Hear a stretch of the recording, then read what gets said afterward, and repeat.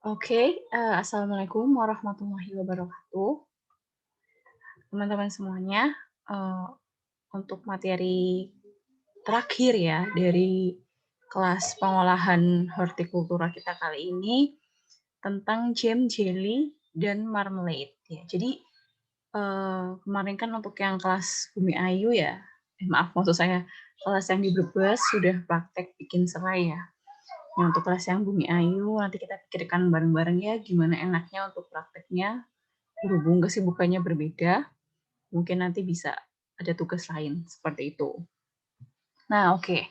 Untuk materi kita kali ini kan tentang jam, jelly, dan marmalade. Ya, mungkin dari kalian ada ya yang belum pernah dengar apa sih marmalade gitu ya gampangnya bahasa Indonesianya marmalade gitu ya. Eh, nanti akan saya jelaskan seiring dengan berjalannya materi gitu. Sedangkan jam atau jelly ini, jadi kalau di luar negeri itu teman-teman, jam sama jelly itu beda. Tapi kalau di Indonesia ya, karena kita tuh jarang ya ada jelly, jelly agar-agar gitu kan, bukan untuk olesan. Sehingga jam atau jelly ini kalau di bahasa Indonesia kan ya kita bisa sebut selai gitu ya. Oh ya maaf sebelumnya kalau mungkin suara saya agak sedikit terbackground oleh suara adik saya ya lagi main gitu. Ya oke kita lanjut. Nah, ini. Jadi ada jam, jelly, dan marmalade. Nanti dalam materi ini ya akan saya jelaskan apa perbedaan dari ketiganya ini secara umum gitu, secara teori. Yang pertama ada jam. Ini tadi ya, kita lihat gambarnya. Ini jam, teman-teman.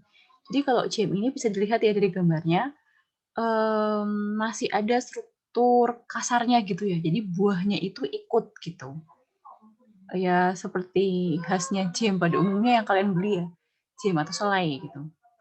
Nah tapi oh ya saya lupa bilang, kalau di Indonesia ini kan karena nggak ada jelly secara spesifik, ada merek-merek tertentu yang dia lebih seperti jam di gambar ini, ada merek-merek selai tertentu yang dia lebih seperti jelly.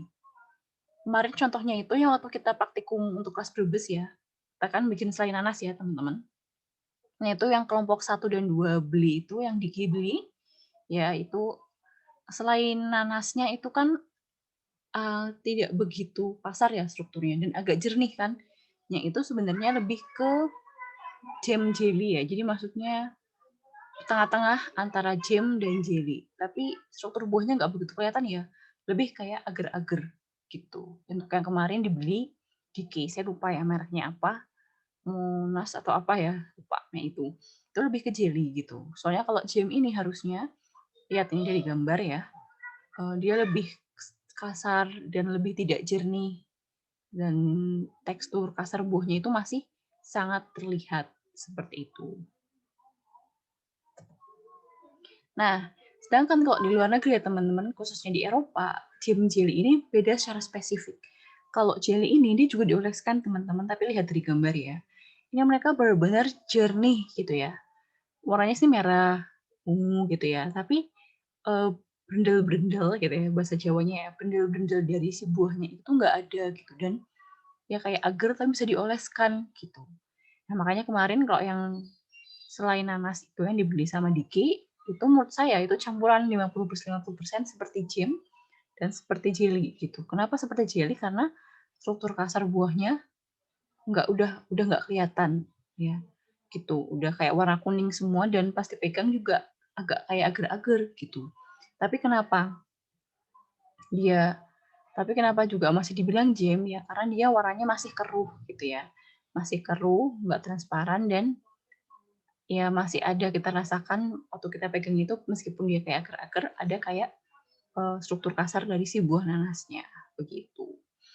Nah, jadi tergantung banget ya kalau di Indonesia itu ada selai yang lebih kayak jam, ada selai yang lebih kayak jelly gitu ya. Pentingnya yang harus kalian tahu kalau jelly ini ya secara teori dia jernih, lebih jernih dan tidak ada benda-benda atau serat buahnya seperti itu.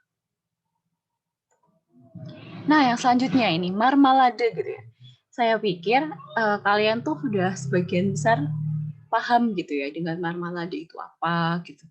Ternyata Belum juga gitu, makanya kemarin waktu saya kasih tugas buat kelompok 3 ya bikin marmalade, saya pikir kalian sudah paham gitu, makanya saya bilangnya jeruknya jeruk sunkist atau jeruk navel. Kenapa? Ya karena kulitnya bagus ya, warnanya oranye, sehingga enak dilihat dan karena kulitnya supaya nggak pahit gitu. Putih-putihnya itu kan yang bikin pahit ya, putih-putih di kulitnya.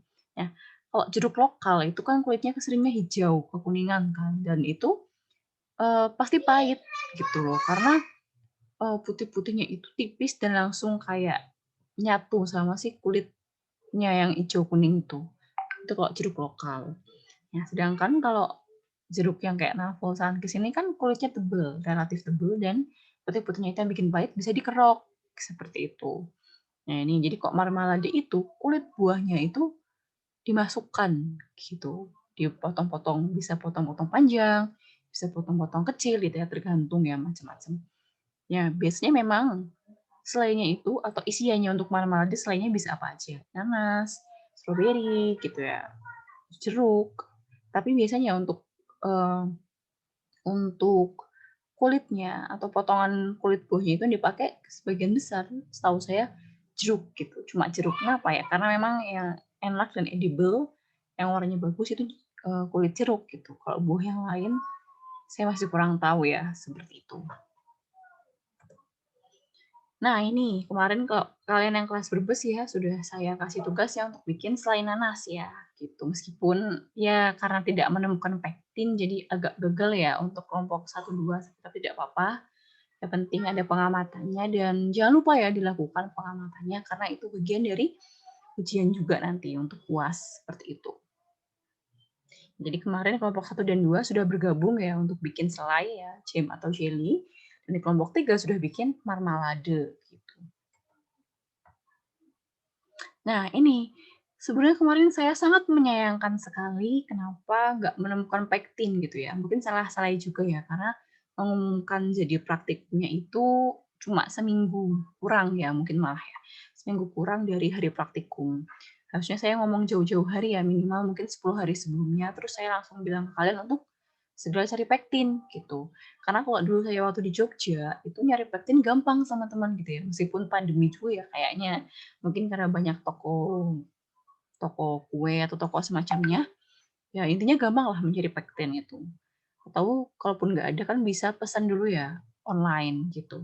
Kalau kalau nggak ketemu, kalau saya nyampeinnya jauh-jauh hari. Nah karena saya nyampeinnya dadak ya, maaf. Jadinya mungkin kalian nggak bisa menemukan pektin. Padahal pektin ini penting sekali gitu ya. Nah, kemarin bisa dilihat ya dari semua kelompok ya, karena nggak menemukan pektin, marmalade ini juga ditambahkan pektin. Intinya fungsi pektin itu apa sih? Ya itu akan saya jelaskan nanti di slide-slide selanjutnya. Yang jelas kemarin dari hasil praktek kalian yang di Brebes ya, bisa kalian lihat yang paling jelas itu di kelompok 1 2 ya, atau bikin selai itu nanas kan cenderung warna jadi coklat. Itu wajar ya, itu reaksi dari browning ya. Reaksi pemanasan seperti itu antara gula yang dipanaskan gitu ya, akhirnya terjadi reaksi pencoklatan gitu kan. Makanya selainya nanas kemarin cenderung warnanya coklat. Kenapa? Karena terlalu lama dipanaskan seperti itu. Ya, kalau nanti ditambahkan pektin, intinya ya, kok gampangannya, pektin ini kan membantu menggumpalkan. Jadi mungkin kalau kemarin kalian nggak pakai pektin waktunya sejam untuk bisa teksturnya kayak selai, ya kalau nanti kalian pakai pektin dengan takaran tertentu gitu ya, dia akan lebih cepat menggumpal partikel-partikel buahnya sehingga mungkin cuma 20 menit, mungkin cuma 30 menit atau 40 menit aja nanti sudah bisa dimatikan gitu ya kompornya karena sudah menggumpal gitu. Sudah strukturnya seperti selai. Nah, sehingga warnanya nggak akan secoklat kemarin. Intinya seperti itu. Nah, ini ya, saya kurang tahu juga ya kalau saya juga jarang soalnya jarang jalan-jalan di supermarket seperti itu ya atau mall. Mungkin ada ya merek pektin yang sudah kemasan seperti ini ya. Yang sedangkan kok di luar itu teman-teman itu gampang banget ya nyari pektin karena anggapannya banyak sekali orang yang membuat homemade ya, selai homemade gitu. Jadi ya banyak pektin di pasaran gitu, di toko, di apa. Itu kalau di luar negeri ya. Di Thailand juga saya beberapa kali lihat ya pektin yang bungkusannya bagus seperti ini, bukan yang kayak kemasan kecil-kecil kiloan gitu di toko kue, bukan gitu. Ini misal ya, kalau di Eropa ini ada mereknya Bol yang terkenal ya. Ada Bol, ya, ada yang ini hijau, ada yang merek Mrs. Wedges, ada yang merek MCP gitu. Nah, jadi jam, selai, dan jelly. Ya, ini tadi seperti saya sebutkan ya. Kalau di Indonesia berhubung nggak ada jelly ya, biasanya selainya itu ya tengah-tengah ya antara jam dan jelly atau kadang cenderung lebih ke jam, kadang cenderung lebih ke jelly. Ya, kalian udah paham kan ya tadi perbedaannya? Ya, jam atau jelly ini merupakan produk olahan dari buah-buahan yang berbentuk gel dengan kadar gula tinggi. Ya, ini kadar gula tinggi. Supaya apa ya? Supaya bisa membentuk seperti gel gitu ya. Jadi makanya meskipun tanpa pektin pun ya bisa kan kemarin kalian bikin selai gitu. Gel tersebut terbentuk dari interaksi antara senyawa pektin dengan gula pada pH tertentu. Ya ini ya, saya perlu klarifikasi. Jadi sebenarnya tiap-tiap buah pun teman-teman sudah punya pektin ya. Pektin itu senyawa alami di buah. Masalahnya mungkin kadarnya cuma 20%, 30% gitu dari buah itu. Ya, itu mungkin kurang gitu ya untuk bisa bikin selai yang bagus gitu. Walaupun cukup ya kemarin lama prosesnya sehingga warnanya tidak bagus. Makanya kadang kita perlu tambahkan dengan pektin tambahan gitu dari luar. Nah, jam ini berkenampakan keruh dikarenakan jaringan-jaringan kasar dari buah disertakan di dalamnya. Kalau jelly berkenampakan jernih karena dibuat dari sari ekstrak buah yang disaring sehingga tidak disertai jaringan kasar di buah tersebut. Nah, ini dia alasannya kenapa kalau jelly itu kalau di luar negeri itu dia lebih jernih, pokoknya jernih lah kayak agar-agar yang kalian tahu. Cuman dia teksturnya bisa dioleskan gitu seperti selai. Ya, ada lagi namanya marmalade, merupakan jelly atau selai yang diisi dengan potongan-potongan daging buah atau manisan buah. Ya, ini sebenarnya nggak harus kulit buah ya teman-teman. Kalau kulit buah itu memang cuma jeruk yang saya tahu. Ya, tapi kalau diisi potongan-potongan buah itu bisa. Misal kalian bikin selai stroberi, terus potongan-potongan buah stroberinya kan potong sekecil, terus kalian tambahkan di beberapa menit terakhir. Itu bisa juga jadi marmalade si potongan buah stroberinya seperti itu. Nah, ini ya karakteristik jam dan jelly. Jadi kira-kira perbedaannya apa ya? Yang kalau jam itu disiapkan dari bubur buah yang secara alami telah memiliki aroma kuat dan menarik. Karenanya kenampakannya keruh meskipun mengkilat. Ini ya teman-teman. Eh, jadi memang sebenarnya tidak semua buah ini bisa dibikin selai atau jam jelly. Kenapa? Karena tidak semua buah memiliki kadar pektin yang tinggi gitu. Kayak misal buah apa ya? Semangka, itu kayak sebuah semangka. Kalian pernah nggak lihat selai semangka? Pasti jarang kan? Kenapa? Karena kalaupun ada, itu pasti kebanyakan campuran dengan buah lain, jadi cuma flavornya yang semangka, atau ya sintetik gitu, atau dari apa bahannya, pokoknya bukan semangka. Kenapa ya? Karena semangka sangat berair ya. Pektinnya rendah sekali, mungkin kurang dari 5%. Sedangkan karakteristik untuk pembuatan gel itu minimal 20% ke atas pektinnya. Itu pun biasanya masih sangat susah ya, kalau masih rentang 20-an di bawah 30. Biasanya 30 ke atas itu lumayan agak bisa dibikin selai gitu. Nah, jadi kalau buah semakin punya aroma kuat ya dan pektinnya tinggi, itu bisa dibikin jam dan jelly. Ya, kalau jelly dibuat dari ekstrak jaringan buah atau jaringan tanaman lain yang sudah disaring dan berkadar pektin tinggi. Ya, sama seperti sebenarnya sama antara jam dan jelly, cuman bedanya nanti dia disaring gitu ya, sehingga bentuknya penampilannya mengkilat dan relatif jernih gitu. Ya, cuman untuk jelly dia syaratnya lebih lebih agak rendah dikit teman-teman dibanding jam. Kenapa? Kalau jam ini benar-benar kita harus pilih buah yang aromanya juga kuat ya dan seratnya banyak, pektinnya tinggi banget. Sedangkan kalau jelly dia pakai pektin agak rendah, tapi tetap harus di atas 20%. Itu bisa karena apa? Yang penting disaring gitu. Karena yang penting bisa disaring gitu. Tapi tergantung ya, ini juga ada tulisan berkadar pektin tinggi. Jadi sama-sama pektinnya harus tinggi gitu ya. Maaf tadi saya salah ya. Yang kadar pektinnya lumayan tinggi. Intinya sama-sama harus kadar pektinnya tinggi. Tapi untuk jelly maksudnya mungkin gini ya, buahnya itu nggak harus yang aromanya kuat, seperti itu. Nah, cemilan jam maupun jelly harus cukup kukuh dalam arti bila dikeluarkan dari wadah tidak terlalu banyak berubah bentuk. Yang berubah bentuknya nama lainnya adalah deformasi ya, teman-teman, bahasa ilmiah pangannya ya. Namun tidak bersifat lengket sehingga mudah diiris dengan pisau dengan bekas irisan yang rapi. Dapat dengan mudah dioleskan dengan pisau ke atas, irisan top. Pokoknya intinya jendelanya itu harus kalau kalian ambil pakai pisau misalnya, thread gitu ya, itu kalian jatuh-jatuhin, dia itu nggak langsung jatuh gitu, tapi agak kayak pelan-pelan, agak lengket gitu. Tapi nggak lengket banget, harus bisa tetap jatuh. Pas diolesin juga harus yang nggak yang lengket-lengket banget, susah dioles, tapi juga jangan terlalu cair. Kayak gitu kalian pasti paham ya karakteristik selai kurang lebih seperti apa. Nah, ini yang tadi saya bahas, pektin. Di gambarnya ini bisa dilihat ya strukturnya seperti ini. Nih, section of a high ester pectin molecule with a degree of esterification. Ya, jadi intinya ini pektin, semua buah pasti punya pektin, cuma kadarnya yang berbeda-beda. Semakin tinggi pektin, buah itu akan semakin bisa dibuat selai, gitu. Karena kadar gulanya semakin tinggi dan seratnya juga semakin banyak, gampangannya seperti itu ya.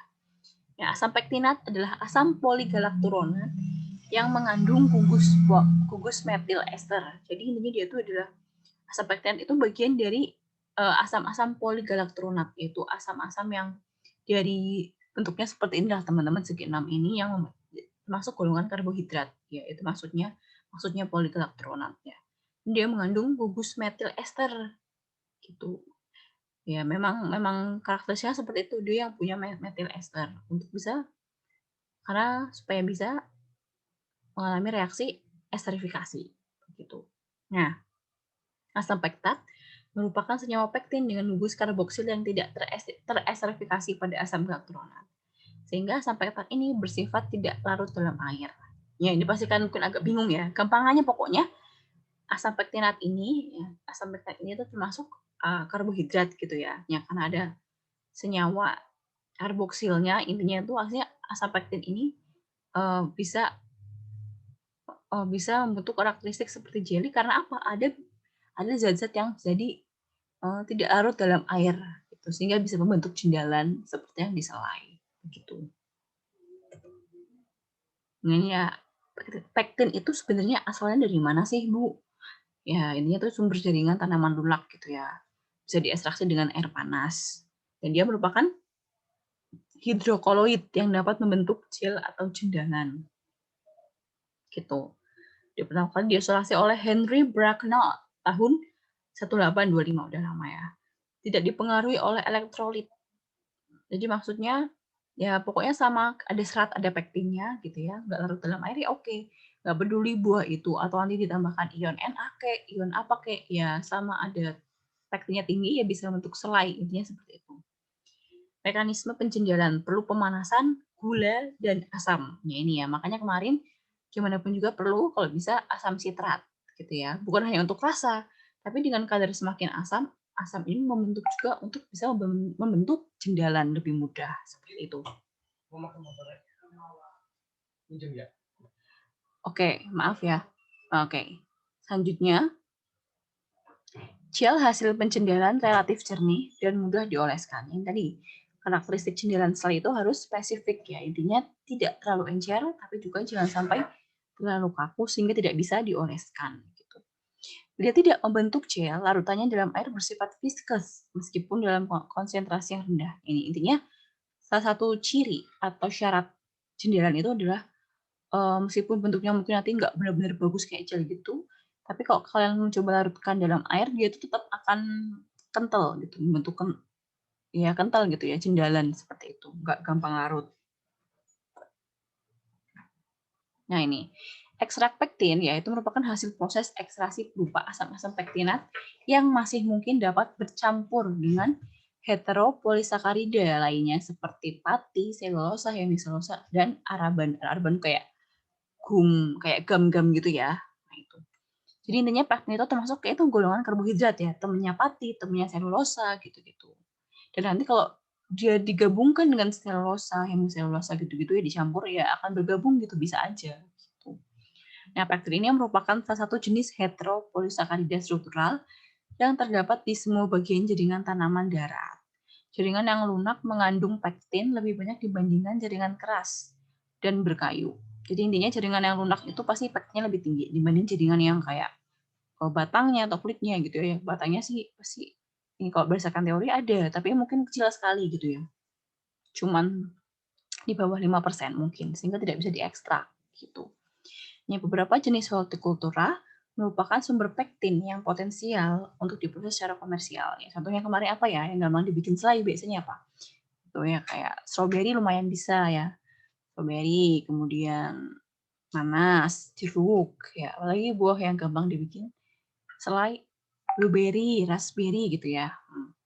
Yang pektin itu banyak terdapat pada lamela tengah, sebagian perekat antar dinding sel dicampur dengan selulosa dan hemiselulosa. Ya, intinya biasanya paling banyak itu di buahnya lah, intinya seperti itu. Lamela tengah itu intinya bagian dari struktur tumbuhan ya, intinya di buahnya lah gitu. Oke, silakan kalian lihat tabelnya ya. Ini kandungan pektin dari beragam tanaman beda-beda. Dilihat ya.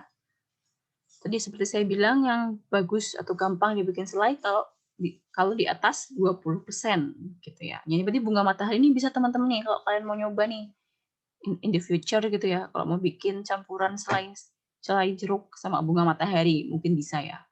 Ya ini kok misal kentang nih dia pektinnya dikit nih. Cuman 2,5%. Wortel juga gitu-gitu ya. Meskipun terlihat seperti kaya akan serat gitu ya, tapi pektinnya rendah, gulanya rendah gitu ya. Kan dia termasuk golongan karbohidrat. Sehingga ya akan sulit juga gitu. Kalaupun kalian mencoba memproses wortel seperti selai ya itu berarti bukan pektin ya, bukan selai, tapi jadinya ya bubur wortel, serat wortel gitu. Ya, ini bisa dilihat dari tabel ini yang bisa itu ya paling bunga matahari gitu ya. Beet pun pulp beet ya, itu sulit ya karena masih 15-20% ini. Sedangkan albedo kulit jeruk besar ini bisa teman-teman gitu. Kenapa ya? Karena pektinnya tinggi gitu. Ini maaf kayaknya agak kurang selaras ya ininya. Apa? Lurusan nama tanaman sama senyawa pektinnya. Nah ini, bagaimana sih cara mengekstraksi pektin tadi ya? Gambar yang sebelum-sebelumnya itu ya, kan ada bubuk pektin. Sebenarnya gimana sih cara mengekstraksi pektin? Ya, kalau secara sederhana gitu ya, ya bisa dengan cuma dilarutkan dengan air panas gitu. Jadi pektin dapat diekstrak dari bahan dengan kandungan pektin yang tinggi. Buah yang muda memiliki kandungan pektin yang baik.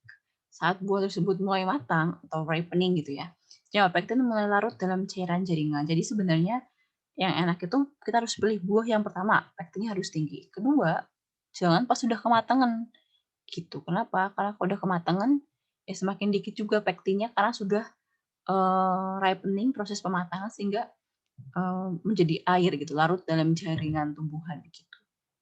Ya. Kalau buah bantu kita blender ya, lalu tambah air sedikit, lalu kita asamkan ya, kita beri kondisi asam misal sampai asam sitrat gitu.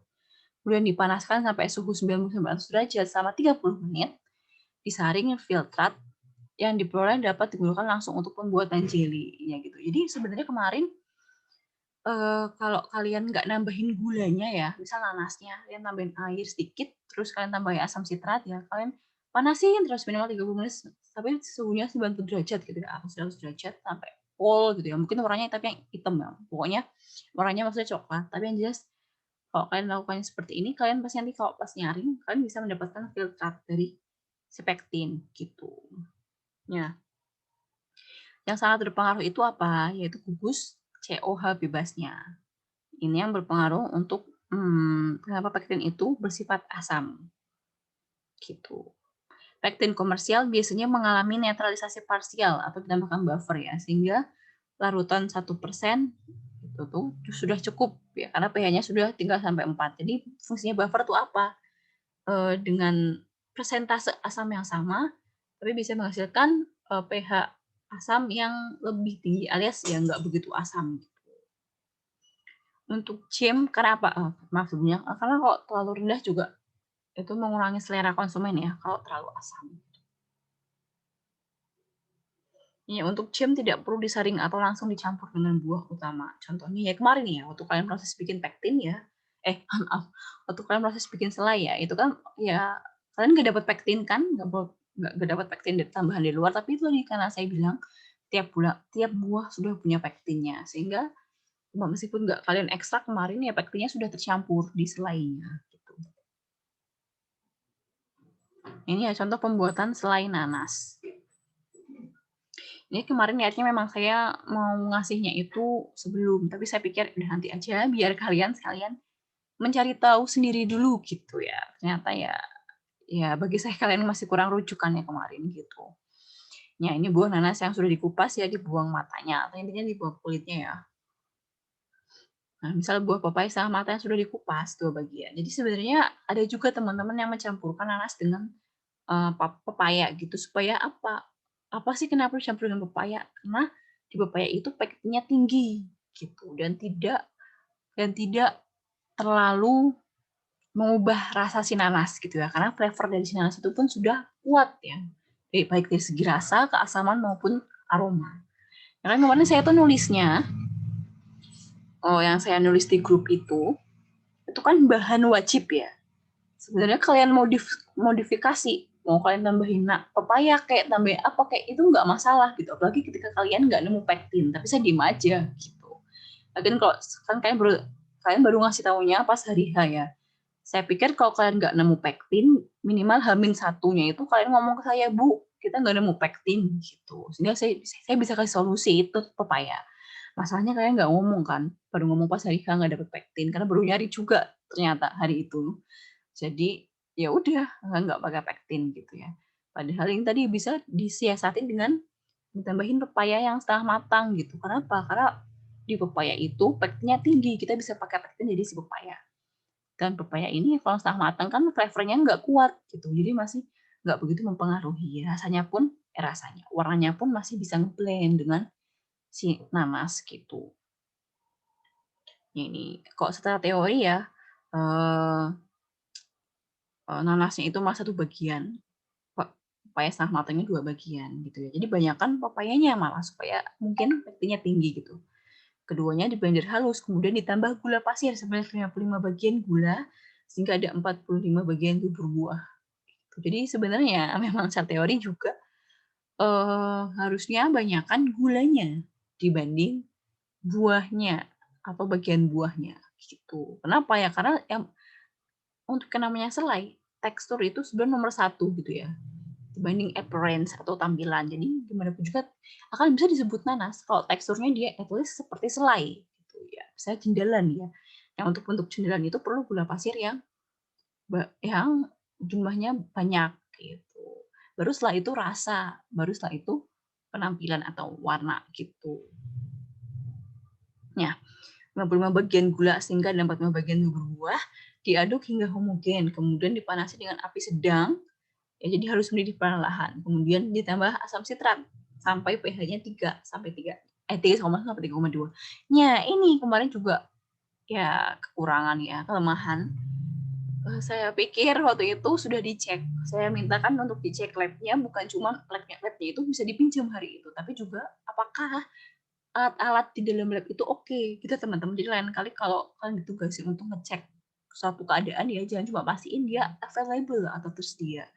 Tapi pastikan juga alat-alatnya tuh oke gitu. Ya, kayak kemarin ternyata wajahnya ya meskipun akhirnya bisa pakai teflon ya, tapi wajahnya kan sebenarnya lebih enak pakai wajan.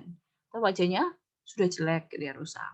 Kemudian blendernya juga rusak, itu kan susah juga. Terus apa? pH meternya juga kemarin wah itu nggak bisa dipakai lah intinya, nggak ada pH buffernya gitu ya, susah gitu. Jadinya malah pakai kertas lakmus ya, kita pakai secara manual. Padahal ya itu kita kan nggak bisa tahu secara detail ya gitu apakah itu pH-nya berapa sih gitu 3, berapa gitu misal.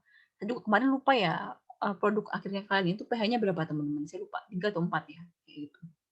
Harusnya normalnya 3 sampai 31 sampai 3,2 sekitar 3 lah.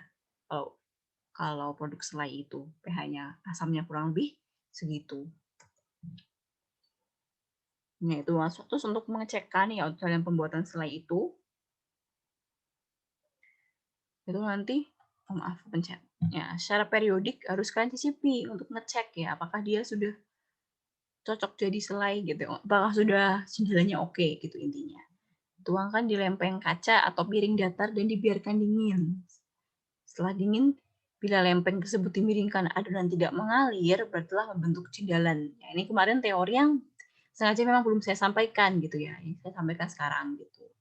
Jadi besok-besok kalau kalian bikin selai, coba ya apakah untuk mengetes apakah dia sudah cocok dengan kriteria sebagai selai, itu kalian oleskan gitu ke piring, terus tunggu agak dingin, kemudian kalian miring-miringkan gitu ya. Kalau dia nggak jatuh, nggak tumpah, berarti dia sudah oke sebagai selai gitu.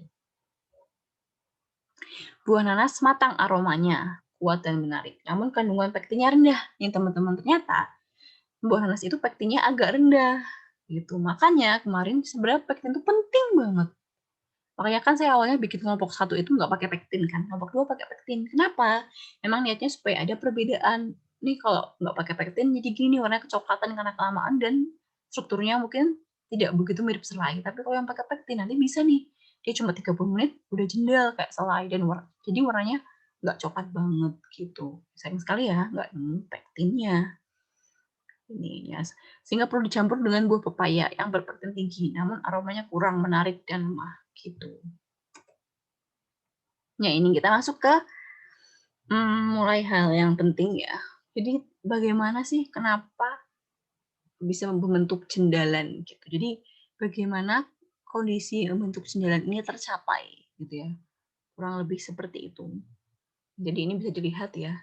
Cendalan itu membutuhkan 3 kondisi teman-teman. Pertama, perlu adanya gula, perlu adanya pektin, perlu adanya asam. Nah ini, makanya jangan harap kemarin selai atau marmalade kalian itu sempurna ya. Kalau kalian itu nggak punya salah satunya, ya kayaknya kemarin kalian nggak pakai pektin, jangan harap akan menjadi selai atau marmalade yang sempurna gitu ya. Kemarin gitu.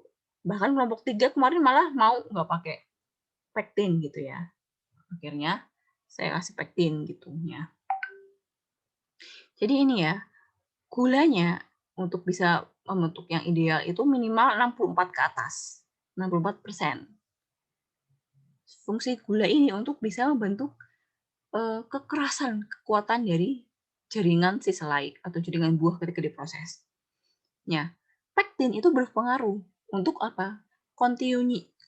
Kontinuitas cendalan. Jadi kerasnya itu di gula, tapi untuk supaya bentuknya selai terus gitu ya, bisa dioleskan, tetap viskos, butuh sifat kontinu dari cendalan itu. Yang berpengaruh itu pektin gitu. Karena dia punya sifat mudah melarutkan gitu. Tapi bukan dalam arti larut lalu cair gitu ya, maksudnya mudah melarutkan tapi yang viskas gitu loh bentuknya.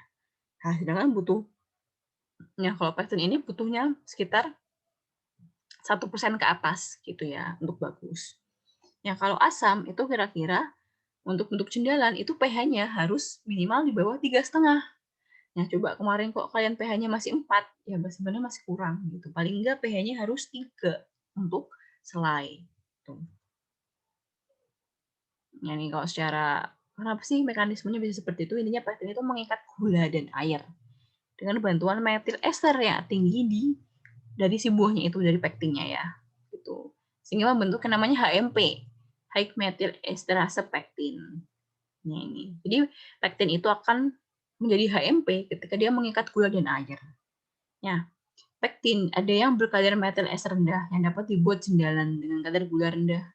Untuk lebih efektif dilibatkan kalsium ya untuk membantu sistem pengikatan gitu. Jadi segini teman-teman, untuk membuat selai yang oke, gampangannya itu perlu buah yang pektinnya tinggi kan. Pektin supaya mengikat gula dan air sehingga membentuk HMP yang oke buat selai. Tapi kalau ada kondisi di mana buah itu pektinnya nggak begitu tinggi, gitu ya, karena kadar metil esternya rendah gitu ya, bisa ditambahkan solusi dengan penambahan Ca gitu. Jadi buah-buah yang pektinnya rendah itu kita sebut LMP gitu ya. Ya ini Bisa juga karena gulanya rendah, maksudnya gini, karena, eee, kita harus bikin selai dengan syarat gulanya itu rendah gitu, karena memang misal kita bikin untuk penderita diabetes gitu kan.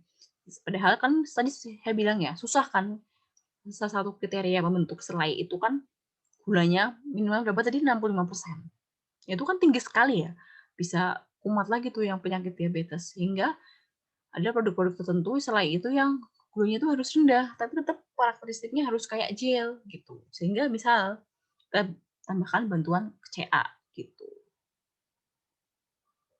Nah, sedangkan asam itu fungsinya apa?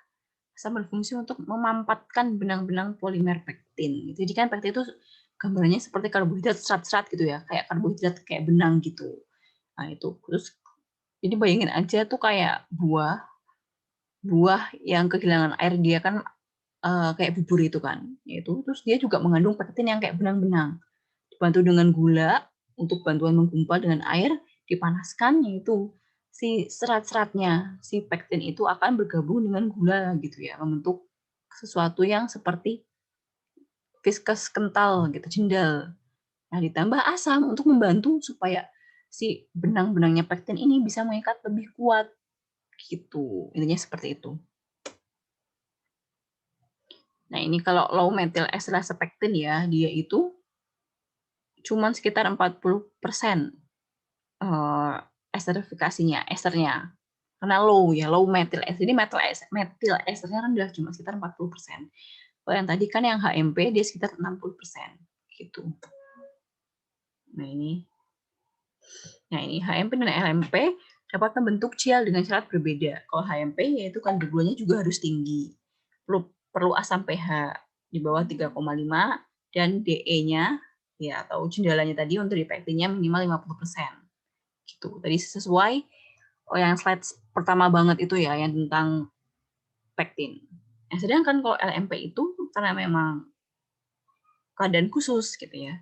Dari gulanya lebih rendah dan perlu asam, efektif dengan adanya ion kalsium dan DE-nya bisa kurang dari 50% gitu. Tapi saya belum pernah coba ya selai yang khusus untuk penderita diabetes, jadi saya tidak tahu rasanya seperti apa dan kira-kira jendelanya seperti apa. Apakah sama dengan selai biasa atau tidak? Itu saya belum pernah coba gitu. Nah, ini ya kalau ada alat namanya methoxy content meter gitu ya. Itu intinya dia bisa mengukur kayak jumlah metil ester lah gitu. Jadi kalau dihitung itu derajat derajat esterifikasinya itu kalau HMP ya dia di atas 60 gitu.